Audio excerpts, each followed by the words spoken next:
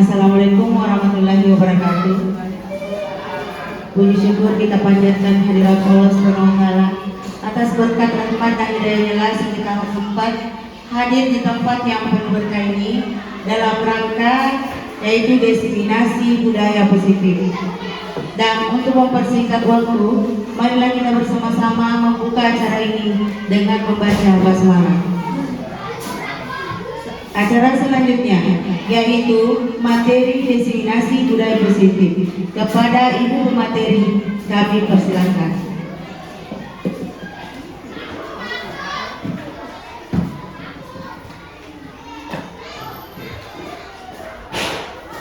Assalamualaikum warahmatullahi wabarakatuh.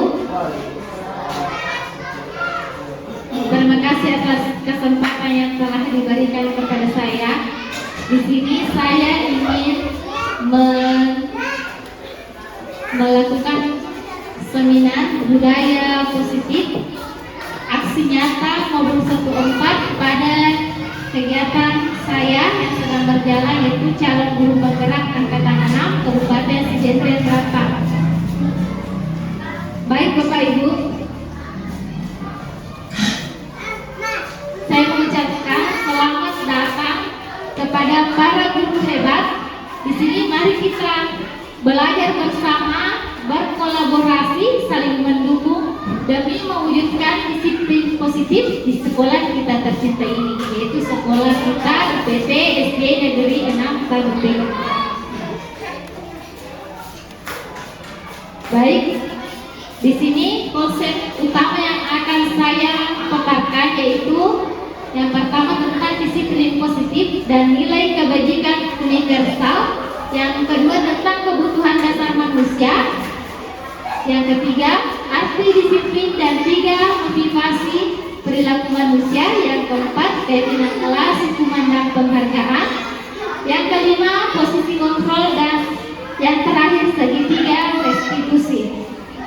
Baik, di sini Bapak Ibu saya akan mendefinisikan tentang budaya positif di sekolah kita ini. Di sini kita akan melakukan sharingnya. Jadi di sini saya berdiri di hadapan Bapak Ibu yang saya banggakan, bukan untuk merasa lebih. Jadi di sini saya melakukan sharingnya Bapak Ibu tentang budaya positif. Baik, di sini Bapak Ibu coba melihat tangan Bapak Ibu. Kita bayangkan di tangan Bapak Ibu itu ada sesuatu yang berharga. Jadi di sini kita bersama-sama menggenggam sesuatu yang berharga itu Bapak Ibu. Coba Bapak Ibu memegang. Ya. Sesuatu yang berharga itu kita pegang. Dan selanjutnya ya saya minta tolong kepada Bapak Ibu untuk merayu Bapak Ibu di sekitar kita untuk membuka telapak tangan kita dan memberikan sesuatu yang berharga itu. Apakah kita bisa memberikan sesuatu yang berharga itu? Coba Bapak Ibu membujuk orang di sekitar kita untuk membuka sesuatu yang berharga itu.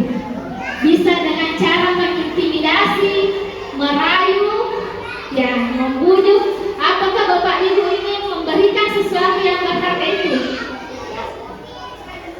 Apakah diberikan Bapak Ibu? Tidak diberikan. Coba.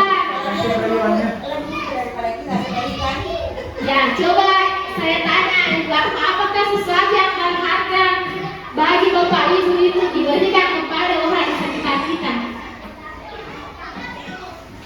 Assalamualaikum warahmatullahi wabarakatuh. Terima kasih atas kesempatan yang telah diberikan kepada saya.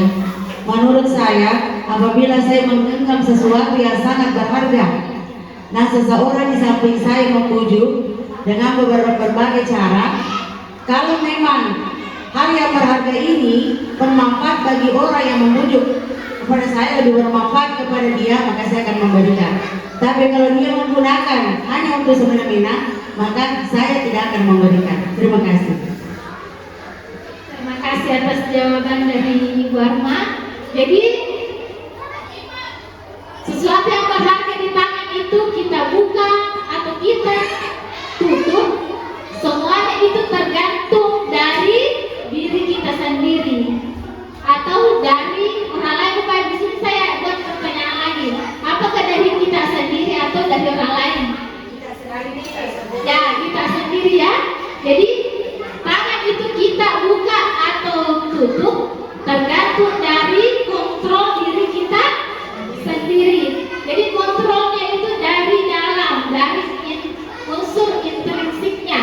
Jadi dari dalam, bukan dari luar. Jadi walaupun orang itu membujuk, memaksa, mengintimidasi kita untuk membuka atau menutup kepala tangan kita itu, kita tidak akan buka atau tutup kalau bukan dari perintah kita sendiri.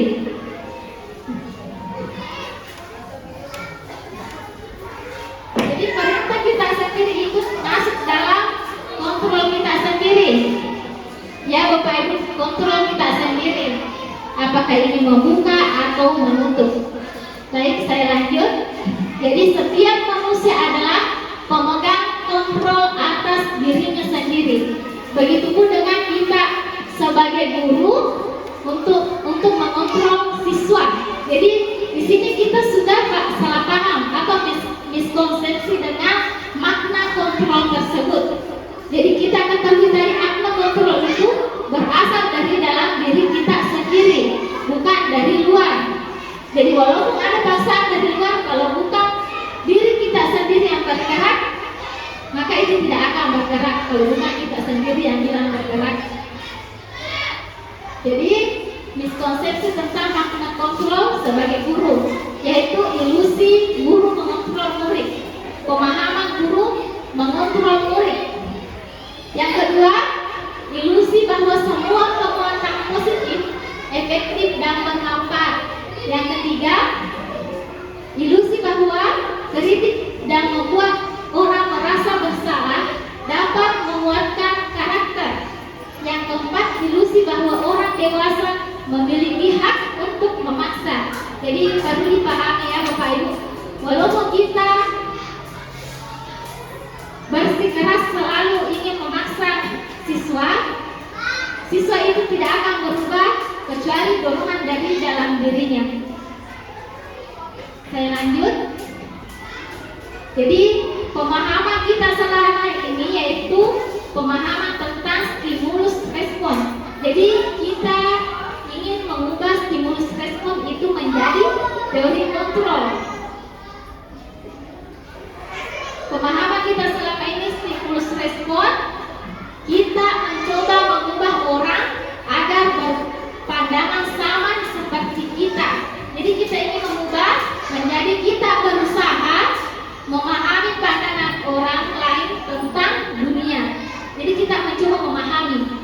Yang kedua, perilaku buruk dilihat sebagai suatu kesalahan. Yang kita mau ubah itu untuk menjadi semua perilaku memiliki tujuan. Lanjut, yang ketiga, stimulus respon yang ketiga, orang lain bisa mengontrol saya. Kita akan ubah menjadi hanya Anda yang bisa mengontrol diri Anda. Lanjut, yang keempat, saya bisa mengontrol orang lain. Dari kontrolnya, Anda tidak bisa mengontrol orang lain. Yang kelima, pemaksaan ada pada saat bujukan gagal. Dari kontrolnya, kolaborasi dan konsensus menciptakan pilihan-pilihan baru. Yang keenam, model berpikir menang kalah kalau stimulus respon. Kalau metode teori kontrol, model berpikir menang-menang. Jadi di sini tidak ada yang disalahkan. Ya, kita lanjut. Kita perlu paham apa sih itu disiplin. Di sini kata disiplin yang sesungguhnya dan sebenarnya adalah berasal dari bahasa Latin yaitu disiplina, yang artinya belajar. Kata disiplina yang berasal dari akar kata yang sama dengan disciple atau murid atau pengikut. Untuk menjadi seorang murid atau pengikut, seseorang harus paham betul alasan mengapa mereka mengikuti suatu aliran atau ajaran tertentu, sehingga motivasi yang terbangun adalah motivasi intrinsik, bukan ekstrinsik. Jadi motivasinya itu dari dalam dirinya sendiri, bukan dari orang lain. Ceritanya tidak selalu disuruh, kesadaran sendiri. Lanjut, disiplin diri dapat membuat seseorang menggali potensinya menuju kepada sebuah tujuan, sesuatu yang dihargai dan bermakna. Dengan kata lain, disiplin diri juga mempelajari bagaimana cara kita mengontrol diri dan bagaimana menguasai diri untuk memilih tindakan yang mengacu pada nilai-nilai yang kita hargai. Itulah makna disiplin yang sesungguhnya. Tetapi dalam budaya kita ini dan kita pahami tentang disiplin, kita maknai itu menjadi sesuatu yang dilakukan seseorang pada orang lain untuk mendapat kepatuhan. Jadi kita cenderung menghubungkan kata disiplin dengan ketidaknyamanan. Menurut Bapak Pendidikan kita itu Ki Hajar Dewantara mengartikan disiplin adalah sesuatu yang tumbuh dari kesadaran diri sendiri, bukan dari paksaan orang lain. Maka konsep inilah yang disebut dengan disiplin positif. Jadi disiplin positif itu di dalamnya itu terdiri dari nilai-nilai kebajikan. Nilai kebajikan ini merupakan kumpulan kesepakatan baik berlaku secara universal yang kemanapun kita pergi, nilai-nilai tersebut akan dianggap baik sesuai dengan kurikulum Merdeka. Nilai kebajikan yang ingin dicapai oleh setiap anak Indonesia sekarang ini adalah dikenal dengan istilah profil belajar Pancasila. Profil belajar Pancasila ini yaitu yang pertama, beriman bertakwa kepada Tuhan Yang Maha Esa dan berakhlak mulia. Yang kedua, mandiri, bernalar kritis, berkebinekaan global, bergotong royong, kreatif. Ya, itulah saya sudah mengajarkan kepada anak-anak kelas 5 untuk memahami apa itu profil pelajar Pancasila. Jadi menurut saya kalau mereka menghafal, mereka mudah lupa. Jadi saya memberikan mereka pemahaman dengan cara bernyanyi sehingga mereka mengetahui apa sih itu pelajar Pancasila. Jadi kemarin saya mengajarkan mereka lagu profil pelajar Pancasila dengan lagunya, dan baik saya lakukan sedikit ya Bapak Ibu. Pelajar Pancasila beriman dan bertakwa pada Tuhan Esa dan berakhlak mulia, berkebinekaan global, gotong royong mandiri, dan menelaah kritis. Ya, seperti yang saya terapkan kepada anak kelas 5 sehingga mereka lebih mudah memahami apa itu pelajar Pancasila. Ya baik, jadi di dalam kelas untuk mewujudkan budaya positif, kita mulai dulu dari akar kecil, yaitu yang selama ini kita pelajari dan kita mengenal yang namanya peraturan kelas. Jadi baru kita mengenal peraturan kelas, baru kesannya Bapak Ibu. Di tingkatan atasnya lagi ada namanya keyakinan kelas. Jadi saya minggu lalu itu sudah membentuk keyakinan kelas, karena yang kita pahami selama ini hanya peraturan kelas. Jadi kita lanjut keyakinan kelas, karena kalau keyakinan kelas sudah baik, maka lingkungan itu pasti lingkungan yang positif yang melahirkan budaya positif. Jadi minggu lalu itu saya sudah menerapkan namanya keyakinan kelas di kelas 5. Jadi bukan lagi peraturan kelas. Jadi muncul di sini pertanyaan, mengapa bukan peraturan saja? Mengapa harus keyakinan? Karena di sini keyakinan itu merupakan sesuatu yang baru bagi kita. Karena biasanya itu hanya peraturan saja, peraturan kelas. Mengapa kita menggunakan keyakinan? Kenapa bukan peraturan? Karena kita mengenal peraturan. Misalnya peraturan, mengapa kita memiliki peraturan harus menggunakan helm bagi mengendarai kendaraan roda 2. Jadi di sini kita pahami dulu apa keyakinan yang ada di dalam peraturan ini, apa kebajikan yang ada di dalam peraturan ini. Nilai apa yang ada Bapak Ibu? Nilai nilai keselamatan. Terus yang kedua, mengapa kita memiliki peraturan 3M, menggunakan masker, mencuci tangan dan menjaga jarak? Nilai apa yang ada di dalam peraturan kedua ini Bapak Ibu? Ya, nilai kesehatan. Yang ketiga, mengapa kita memiliki peraturan harus datang tepat waktu pada saat mengikuti pelatihan? Nilai apa yang terkandung Bapak Ibu? Nah, kedisiplinan. Jadi itulah yang membedakan peraturan dengan keyakinan kelas. Keyakinan kelas itu mengandung nilai-nilai kebajikan di dalamnya. Karena biasanya siswa itu pusing kalau mendapat peraturan-peraturan yang panjang, yang memiliki banyak kata, beda dengan intinya saya seperti keyakinan. Jadi untuk mendukung motivasi intrinsik yang ada dalam jiwa siswa, motivasi dari dalam, kembali ke nilai-nilai dan keyakinan-keyakinan. Karena keyakinan lebih menggerakkan seseorang dibandingkan mengikuti serangkaian peraturan-peraturan. Baik, kita lanjut. Ya, di sini ada beberapa peraturan yang sering diberlakukan di kelas. Yang pertama, selalu kembalikan buku ke tempatnya. Jadi kita ganti keyakinan kelasnya itu tanggung jawab.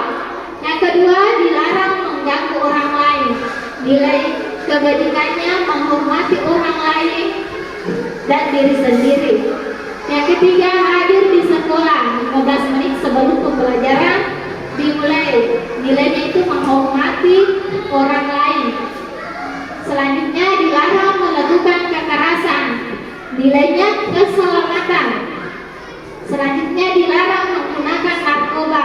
Nilai kebajikannya kesehatan, bergantian atau menunggu giliran. Keyakinannya menghormati orang lain. Peraturan selanjutnya, menggunakan masker. Nilai keyakinannya kesehatan. Dan yang terakhir, jangan berlari di kelas atau koridor. Nilai keyakinan di dalamnya yaitu keselamatan, bisa juga keamanan dan kepedulian. Jadi itu beberapa perbedaan antara peraturan dengan keyakinan kelas. Jadi di sini kita perlu pahami ada 3 teori motivasi perilaku pada manusia. Yang pertama itu perilaku manusia untuk menghindari ketidaknyamanan dan hukuman. Jadi mereka seperti siswa itu untuk menghindari ketidaknyamanan dan hukuman, mereka berpikir apa yang akan terjadi apabila saya tidak melakukannya. Jadi itu termasuk motivasi eksternal, motivasi dari luar, bukan dari dirinya.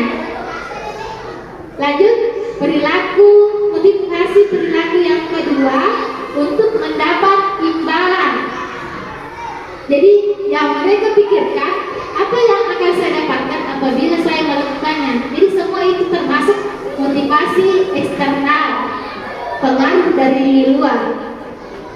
Yang ketiga, motivasi yang ingin kita terapkan yaitu untuk menghargai diri sendiri, menjadi insan sesuai harapan. Jadi di pikiran mereka itu nantinya dan cara mereka itu, saya akan menjadi orang yang seperti apa ya apabila saya melakukannya. Jadi motivasi ini termasuk motivasi internal. Jadi dengan motivasi internal itu akan mencapai suatu tujuan disiplin positif. Di sini ada beberapa respon guru terhadap kesalahan siswa apabila menemui kesalahan siswa. Yang pertama, hukuman. Jadi hukuman ini sering kita dengar. Kata ini sudah tidak asing bagi telinga kita ya Bapak Ibu. Jadi hukuman itu satu arah dan menyebabkan ketidaknyamanan. Yang kedua, konsekuensi. Sering kita juga dengar ini, konsekuensi. Dua arah dan menyebabkan ketidaknyamanan. Yang ketiga, restitusi. Apa pernah dengar Bapak Ibu? Restitusi? Ya. Ya itulah mungkin kenapa kita jarang mendengar ini restitusi, karena kita jarang memperlakukannya. Ternyata dalam merespon siswa itu bukan hanya lewat hukuman, konsekuensi, tetapi ada juga namanya restitusi. Jadi restitusi inilah yang ingin kita berlakukan di dalam pada sekolah kita ini. Restitusi itu dua arah dan menyebabkan rasa yang nyaman karena adanya interaksi yang baik antara guru dan siswa. Jadi kita pahami dulu apa itu restitusi. Jadi restitusi itu adalah proses menciptakan kondisi bagi murid untuk memperbaiki kesalahan mereka sehingga mereka bisa kembali pada kelompok mereka dengan karakter yang lebih kuat. Restitusi juga merupakan proses kolaboratif yang mengajarkan murid untuk mencari solusi untuk masalah mereka dan membantu murid berpikir tentang orang seperti apa yang mereka inginkan dan bagaimana mereka harus memperlakukan orang lain. Ya baik, kita lanjut. Di sini untuk lebih memahami apa itu restitusi, berikut 9 ciri-ciri restitusi. Yang pertama, bukan untuk menebus kesalahan, namun untuk belajar dari kesalahan. Yang kedua, memperbaiki hubungan. Yang ketiga, tawaran, bukan paksaan. Yang keempat, restitusi menuntut untuk melihat ke dalam diri. 5. Restitusi mencari kebutuhan dasar yang mendasari tindakan. Restitusi diri adalah cara yang paling baik. Restitusi fokus pada karakter, bukan tindakan. Selanjutnya, restitusi fokus pada solusi. Yang terakhir, restitusi mengembalikan murid yang berbuat salah pada kelompoknya. Maksudnya pada kelompoknya, kepada teman-temannya. Ya, inilah beberapa perbedaan antara hukuman, konsekuensi, dan restitusi. Hukuman itu sesuatu yang menyakitkan yang harus terjadi. Konsekuensi sesuatu yang harus terjadi. Beda dengan restitusi. Restitusi itu di dalamnya itu ada pilihan kepada siswa. Yang kedua, hukuman menimbulkan ketidaknyamanan untuk murid dan anak untuk jangka waktu yang panjang. Jadi mereka bisa mengingatnya seumur hidupnya. Konsekuensi tidak nyaman untuk murid untuk jangka waktu yang pendek. Restitusi menguatkan untuk murid anak dalam jangka waktu yang panjang. Jadi bukan ketidaknyamanan, tapi menguatkan dalam jangka waktu yang panjang. Yang ketiga, hukuman adanya korban. Korban mendapat keadilan. Konsekuensi, korban bisa diabaikan. Restitusi, korban mendapatkan ganti. Lanjut, hukuman, murid anak akan tersakiti. Konsekuensi, murid dibuat tidak nyaman. Restitusi, murid mendapatkan penguatan. Yang terakhir, perilaku pasif agresif meningkat pada hukuman. Konsekuensi, penguatan hanya bertahan dalam jangka waktu pendek. Yang terakhir, masalah terpecahkan. Jadi kalau dilihat di depan Bapak Ibu, hukuman, konsekuensi Ya, restitusi. Karena restitusi itu menguatkan peserta didik kita dalam jangka waktu yang panjang karena langsung mengena pada unsur intrinsiknya dari dalam diri mereka. Jadi ada beberapa contoh tindakan guru. Di sini kita mau melihat apakah ini hukuman atau konsekuensi. Baik, yang pertama, mencatat 100 kali dalam buku kalimat, saya tidak akan terlambat lagi karena terlambat ke sekolah. Apakah ini termasuk hukuman atau konsekuensi, Bapak Ibu? Hukuman, ya, hukuman. Lanjut, yang kedua, lari mengelilingi lapangan basket 2 kali karena terlambat hadir di sekolah. Apakah itu hukuman atau konsekuensi? Ya, hukuman. Yang ketiga, murid diminta push up 15 kali. Apakah itu masuk hukuman atau konsekuensi? Ya, hukuman. Yang keempat, menggantikan kertas tugas rumah yang telah dicoret-coret. Apakah itu hukuman? Ya, konsekuensi. Yang kelima, membersihkan tumpahan air di meja tulis karena tersenggol pada saat belajar. Ya, konsekuensi. Meminta murid tidak mengenakan sepatu seharian di sekolah karena tidak menggunakan sepatu hitam. Ya, hukuman atau konsekuensi? Meminta murid mengenakan sepatu seharian karena tidak menggunakan sepatu. Ya, suara terbanyak, apakah hukuman atau konsekuensi? Ya, tahu kalau yang memilih hukuman, kecilkan tangannya.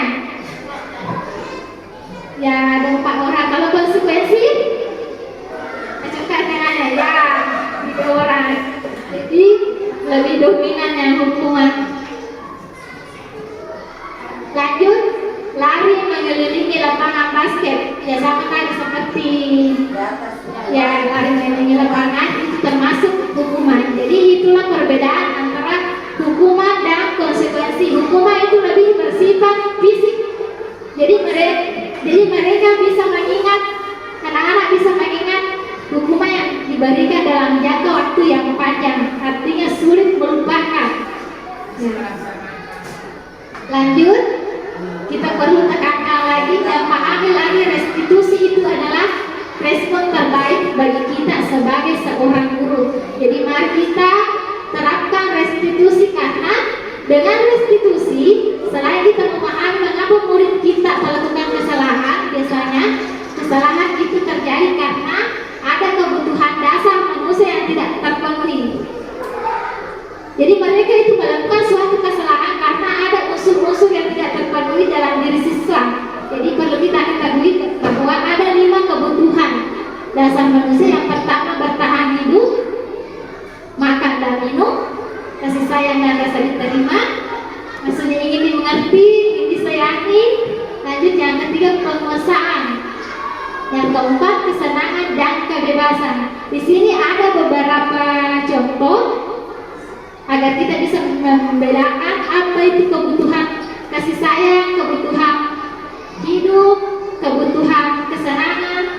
Contoh yang pertama, ibu guru bilang, aku tidak boleh bersenang-senang sewaktu mengerjakan tugas. Katanya kelas harus tenang, tidak ada suara, padahal kan aku suka dan senang menyanyi. Berarti itu kebutuhan apanya siswa, Bapak Ibu? Kebutuhan? Ya, kebutuhan kesenangan. Karena dia ingin menyanyi tapi dilarang. Jadi kebutuhan kesenangannya itu tidak terpenuhi. Yang kedua, ibu guru tidak menyapaku hari ini, padahal aku pakai jepit rambut baru. Kebutuhan apa itu, Bapak Ibu? Ya, kasih sayang karena tidak dipuji, jadi dia kecewa. Jadi dia membutuhkan kebutuhan kasih sayang. Yang ketiga, aku bosan, masa belajarnya cuma gitu-gitu aja dari ibu guru aja. Kebutuhan? Ya, kebutuhan kebebasan karena mereka yang bebas. Mungkin gurunya itu selalu menggunakan metode pembelajaran yang begitu saja, ya, ceramah. Dia tidak menggunakan model-model yang dapat mengaktifkan siswa. Jadi mereka merasa jenuh. Jadi mereka butuh yang namanya kebutuhan kebebasan. Jadi dalam mengatasi masalah tersebut, di sini ada 5 posisi kontrol kita sebagai seorang guru, yaitu yang pertama. Jadi ada 5 kategori di sini. Apakah kita termasuk penghukum? Yang kedua, membuat orang merasa bersalah. Yang ketiga, teman, monitor atau memantau. Dan kelima, manajer. Ya, di sini menghukum itu yaitu menggunakan fisik maupun verbal. Yang kedua, membuat orang merasa bersalah, menggunakan keheningan yang membuat orang lain merasa tidak nyaman, bersalah atau rendah diri. Yang ketiga, teman, menggunakan hubungan baik dan humor untuk mempengaruhi seseorang. Yang keempat, monitor pemantau, mengawasi perilaku berdasarkan peraturan dan konsekuensi. Yang terakhir, manajer, berbuat sesuatu bersama murid, mempersilahkan murid, mempertanggungjawabkan perilakunya, mendukung murid agar dapat menemukan solusi. Menurut Bapak Ibu, yang mana bagus Bapak Ibu? Ya, manajer. Di sini kita mengharapkan untuk memperlakukan itu, Bu, posisi kontrol manajer. Ya, di sini contoh kalimat dalam posisi kontrol penghukum. Misalnya kita berada di posisi penghukum. Kata-katanya itu, patuhi aturan saya, atau awas, kamu selalu saja salah, selalu, pasti selalu yang terakhir selesai. Itu posisinya itu penghukum. Selanjutnya, membuat orang merasa bersalah. Jadi kelas ini Ibu sangat kecewa sekali dengan kamu. Berapa kali Bapak harus memberikan kamu, ya? Gimana coba kalau orang tua kamu tahu kamu berbuat begini? Itu kalimat-kalimat apabila kita berada di posisi kontrol kategori membuat orang merasa bersalah. Yang ketiga, teman, ayo bantulah dari Bapak, ya, demi Ibu, ya. Ayo ingat, tidak bantu Bapak selama ini. Ya sudah, kali ini tidak apa-apa, nanti Ibu bantu bereskan. Jadi komunikasinya itu kepada siswa seperti teman, santai. Lanjut, posisi kontrol yang keempat, monitor atau pemantau. Ya, peraturannya apa? Apa yang telah kamu lakukan? Sanksi atau konsekuensinya apa? Ya itu kalau pemantau. Kalau manajer, ya manajer di sini yang kita harapkan, apa yang kita yakini, artinya kembali ke keyakinan kelas yang sudah ditetapkan bersama siswa. Apakah kamu meyakininya? Jika kamu meyakininya, apakah kamu bersedia memperbaikinya? Jika kamu memperbaiki ini, hal ini menunjukkan apa tentang dirimu? Apa rencana kamu untuk memperbaiki hal ini? Itulah apabila kita berada di manajer, Bapak Ibu. Di sini ada video tentang seperti apa itu penerapan nyatanya. Ya, silakan Bapak Ibu perhatikan. Salam bahagia Ibu dan Bapak Guru hebat. Dalam penerapan disiplin positif restitusi, salah satu program yang dikembangkan adalah 5 posisi kontrol. 5 posisi kontrol dalam restitusi adalah proses perjalanan seorang pendidik agar dapat mengenali dirinya.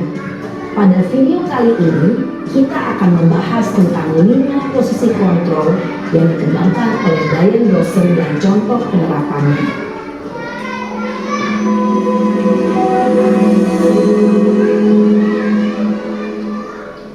5 posisi kontrol itu adalah: 1.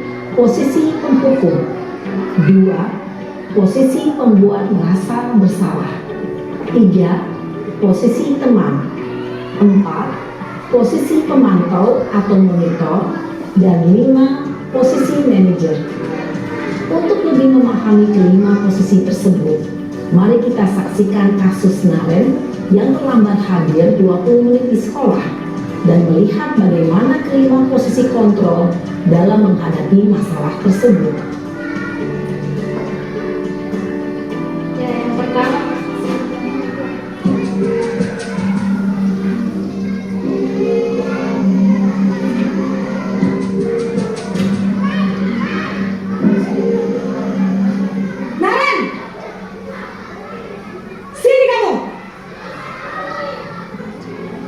Selamat pagi, Bu. Selalu terlambat. Kamu deh, pasti terlambat. Maaf, Bu. Saya Apa? Apa coba?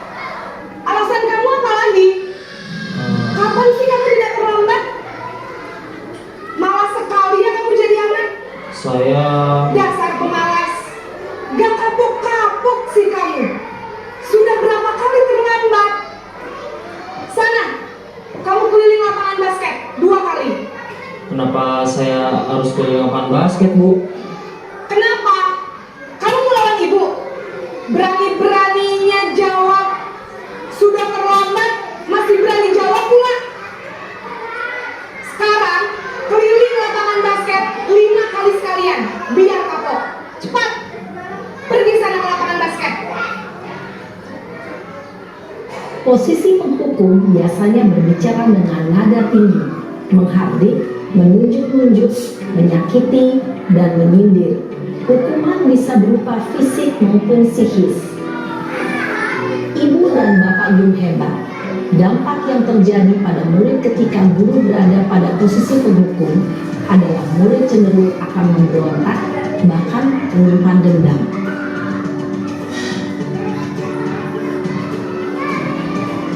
Ya, yang kedua, posisi pembuat merasa bersalah.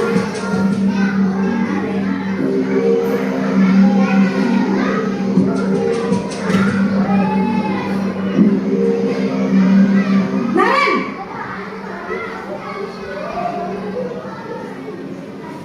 Selamat pagi, Bu.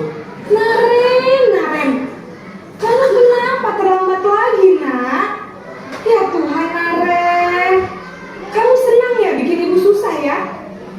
Kalau kamu terlambat lagi, nanti ibu yang ditegur bapak kepala sekolah, nak. Disangka ibu tidak bisa membina kamu. Duh, gimana ini?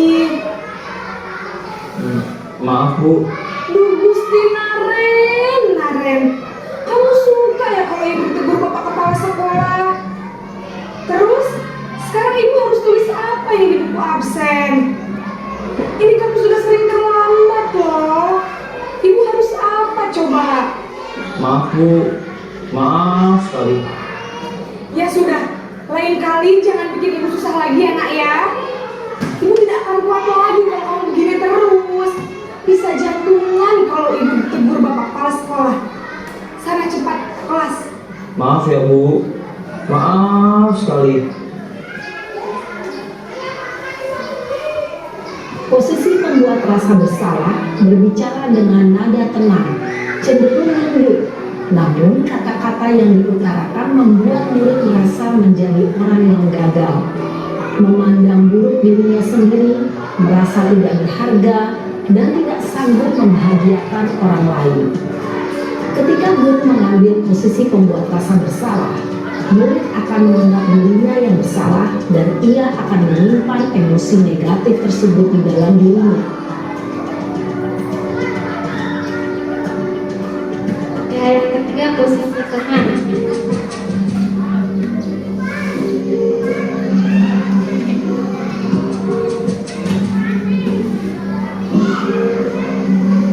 Naren!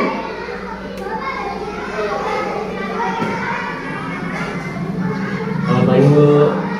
Wah, sudah jam berapa ini nak? Terlambat lagi ya sayang. Iya, Bu. Habis ibu saya lupa bangunkan saya, Bu. Kamu malah menyalahkan ibu kamu. Kamu bukannya anak yang larinya paling kencang. Kok terlambat sih? Iya, Bu. Saya memang terlambat bangun tadi. Jadi biarpun saya lari kencang, tetap gak kencang, Bu. Ya sudah sana. Nanti lain kali larinya lebih kencang lagi ya. Biar gak terlambat lagi. Bikin senang ibu. Demi ibu. Bisa kan? Bisa lah, Bu. Ya sudah sana masuk kelas. Ibu beresin urusan absen kamu. Kamu ini ada-ada saja.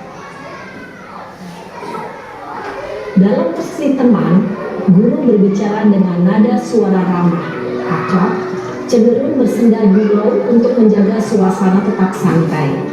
Murid akan merasa senang aman, dan akrab dengan guru. Identitas yang tercipta adalah identitas sukses atau berhasil. Namun, perlu diingat, karena ini masih dorongan eksternal, maka ada faktor ketergantungan dari murid kepada orang tertentu. Di sini, guru absennya, sehingga di lain waktu, murid bisa berperilaku baik, namun hanya kepada orang-orang tertentu saja. Yang keempat, posisi berantau monitor.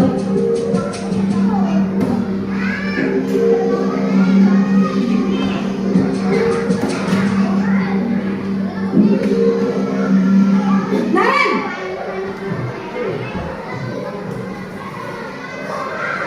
Selamat pagi Bu. Naren, apa peraturan sekolah kita tentang jam berapa kita harus masuk sekolah, Nak? Kita harus di sekolah jam 7 Bu.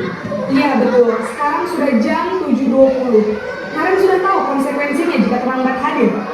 Paham Bu, saya harus tinggal kelas pas jam istirahat selama 20 menit. Iya benar, konsekuensinya demikian. Jadi nanti jam 9.30 pas istirahat, kamu harus tinggal di kelas, kerjakan tugas tambahan untuk ketertinggalan kamu, ya? Baik Bu. Posisi pemantau mengandalkan penghitungan atau data untuk mengontrol murid. Guru mengarahkan murid berdasarkan peraturan dan konsekuensi. Seorang pemantau menunjukkan bahasa tubuh dan ekspresi wajah yang datar dan cenderung formal. Ya, posisi kontrol yang terakhir, posisi manajer.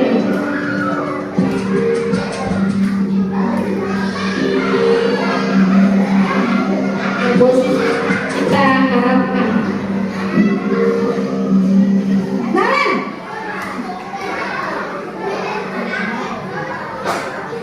Selamat pagi Bu. Selamat pagi, Naren. Maaf Bu, saya terlambat. Iya, sekolah masuknya jam 7, sekarang sudah jam 7.20. Jadi sekarang bagaimana ini, Naren? Maaf Bu, saya lupa setel alarm saya semalam. Baiklah, menurut kamu, keyakinan sekolah yang mana yang perlu kamu tingkatkan? Menghargai diri sendiri dan orang lain mungkin ya Bu. Setuju. Jadi, apakah Naren meyakini prinsip saling menghormati tersebut? Iya Bu, saya meyakininya. Apakah Naren bersedia memperbaiki masalah keterlambatan ini? Bersedia Bu. Bagaimana kamu akan perbaiki masalah keterlambatan ini? Saya akan coba untuk tidak lupa menyetel alarm saya Bu. Baik, kalau Naren lupa menyetel alarm di rumah, ada orang yang kira-kira bisa bantu mengingatkan tidak? Ada Bu, kakak saya, Kak Emma. Ada lagi selain Kak Emma? Selain Kak Emma, ada ibu saya. Baik, jadi yang mengingatkan Naren adalah Kak Emma dan ibu kamu ya? Kira-kira akan mulai set alarm kapan nih, Naren? Setelah pulang sekolah, akan segera saya lakukan.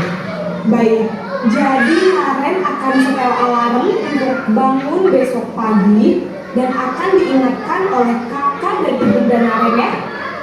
Ada lagi yang mungkin perlu dilakukan Naren agar tidak terlambat bangun lagi. Tidak ada Bu. Baik Naren, terima kasih untuk kerjasama kamu. Sekarang kamu perlu kembali ke kelas untuk belajar. Baik Bu, terima kasih. Posisi manajer adalah posisi kontrol yang disarankan untuk membimbing murid memiliki sikap disiplin yang positif, yaitu murid yang mandiri, bertanggung jawab, dan dapat memecahkan masalah. Tujuan dari posisi ini adalah agar murid dapat berefleksi atas tindakannya. Guru akan dengan tulus memberikan pertanyaan-pertanyaan bermakna, sehingga membuat murid dapat belajar dari kesalahannya dan mencari sebuah solusi untuk menyelesaikannya. Ya baik, itulah tadi 5 dari posisi kontrol. Jadi yang kita harapkan yaitu posisi manajer ya Bapak Ibu. Dan kita berusaha untuk mencapai posisi manajer itu dengan melakukan namanya restitusi. Jadi ada tadi 3 hukuman, konsekuensi, dan restitusi. Jadi kita ingin menerapkan restitusi. Jadi seperti apa itu menerapkan ada segitiga restitusi. Yang pertama itu menstabilkan identitas. Jadi untuk menstabilkan identitas anak apabila ada kesalahan anak, kita yang pertama itu menstabilkan identitas dengan menanyakannya seperti setiap orang pasti pernah melakukan kesalahan. Yang kedua, kamu bukan satu-satunya yang pernah melakukan ini. Jadi itu pertanyaan yang pertama. Yang kedua, tindakan yang kedua itu validasi tindakan yang salah. Dengan kata-kata yang kita bisa gunakan yaitu kamu tentu punya alasan mengapa melakukan itu, dan adakah cara yang lebih efektif untuk mendapatkan apa yang kamu butuhkan. Yang ketiga, menanyakan keyakinan. Keyakinan ini yang kita buat bersama siswa di kelas, keyakinan kelas. Nilai-nilai apa yang telah kita sepakati dan kamu ingin menjadi orang yang seperti apa. Jadi berikut contoh urutan kalimat restitusi. Yang pertama, menstabilkan identitas. Kita bisa menanyakan, berbuat salah itu tidak apa-apa. Tidak ada manusia yang sempurna. Saya juga pernah melakukan kesalahan seperti itu. Kita bisa menyelesaikan ini.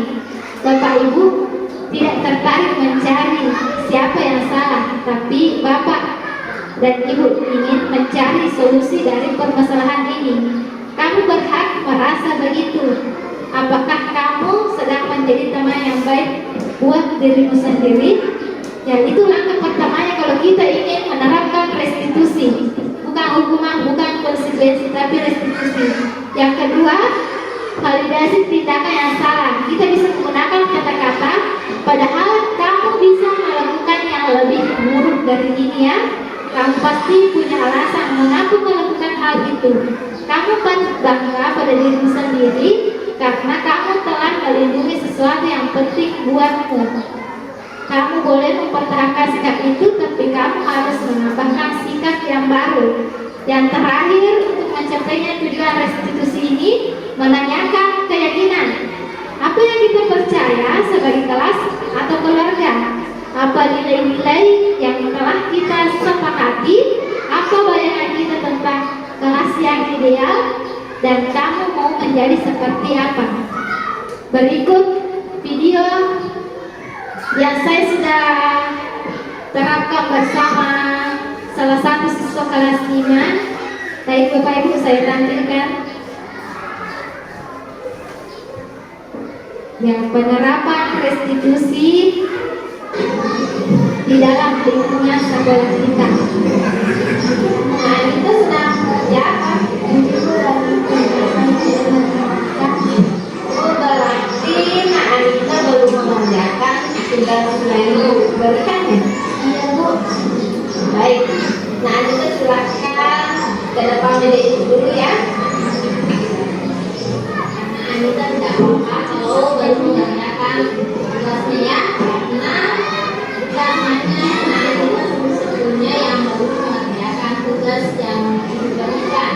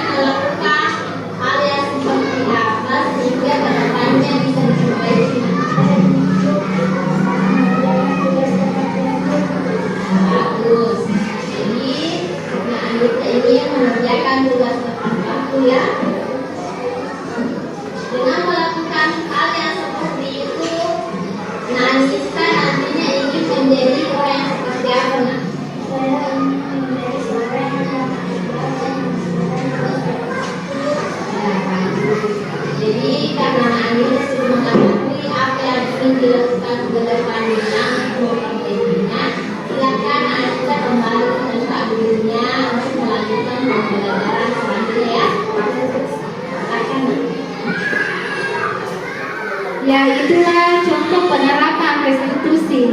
Jadi restitusi ini kita menghindari yang namanya hukuman dan konsekuensi. Jadi kita bertanya jawab kepada siswa yang bersalah untuk mencari jalan keluar dari permasalahan tersebut sesuai dengan keyakinan kelas yang sudah disepakati.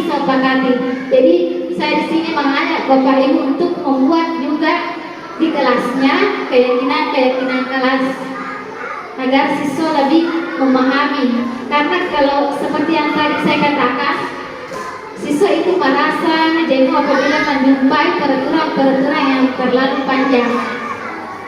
Ya, itulah tadi penerapan restitusi dan dalam posisi manajer.